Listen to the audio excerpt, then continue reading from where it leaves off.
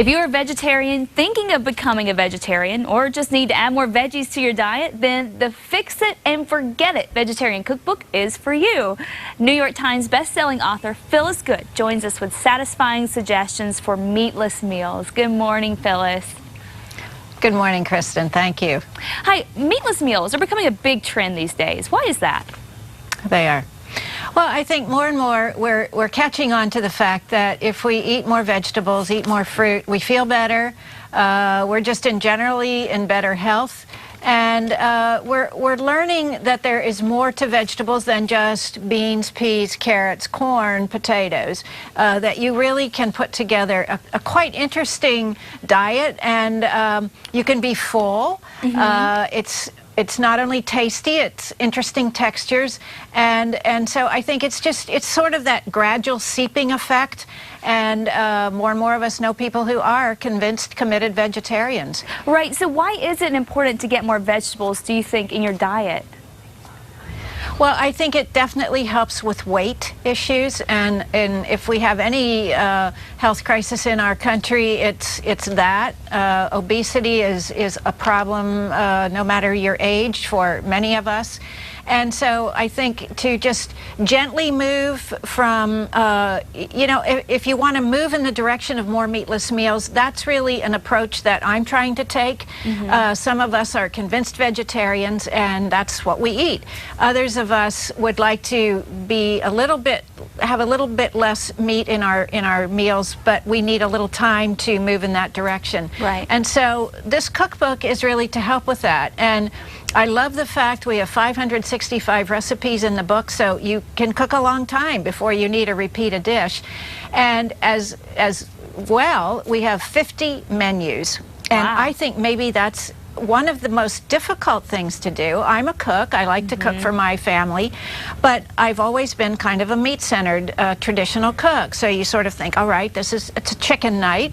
Now, what are the side dishes I'm going to put with that? Right. Where when you cook a vegetarian meal, you need to think maybe of multiple dishes, all of which contribute, and rather than having sort of a main dish, which you can do, but you think in terms of more an assembly of dishes that complete the meal. And we tried to show one here, for example. There's a crazy crust pizza. I had children in mind when I thought of that. I also had the cook in mind, because sometimes you just don't have enough time to go grocery shopping and you pull out whatever you have on hand. This is the kind of food that easily can be prepared if you haven't been to the grocery store for a while. Right. But then seasonal eating. We have asparagus just coming into season in the East, and this is roasted.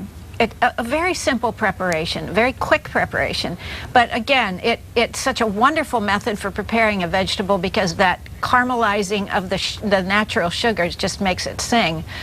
A quinoa dish. Some people are a little bit nervous about quinoa, especially if they haven't tried it, but you try it once, you see how very simple it is to prepare. It's not delicate, it doesn't require a lot of careful monitoring. And today's dish is mixed with pineapple and carrots, and then a dressing that's honey and curry. Oh, that looks delicious. So trying to show, oh, it is, and you know, it accepts such wonderful savory flavors, so you can, it's a very versatile dish. And then finally, a salad, roasted rhubarb.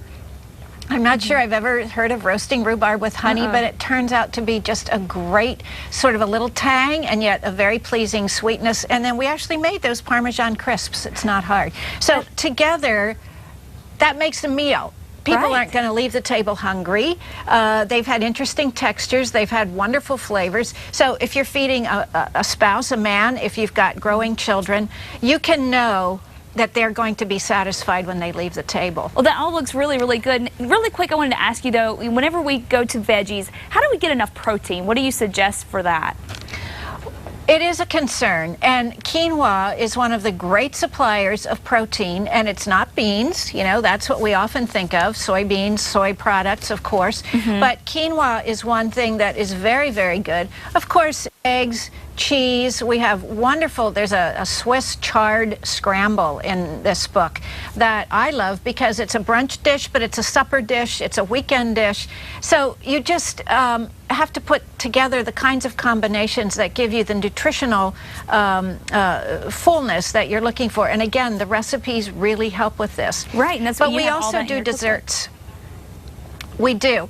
The recipe also has desserts because I also want people to understand that if you are vegetarian, you're not living a deprived life. That's true. And so to show you how easy this can be, we're going to use a slow cooker to bake a chocolate cake. And this is a dry chocolate cake mix, a dry chocolate pudding mix, and then chocolate chips. So you've got a very chocolatey flavor.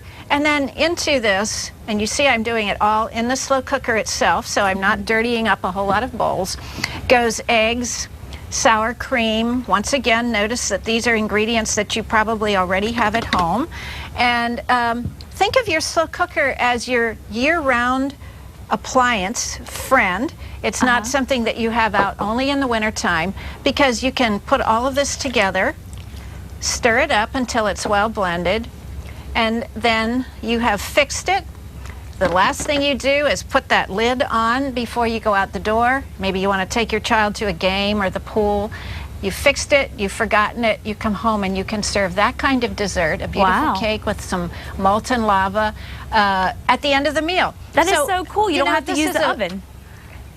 You don't.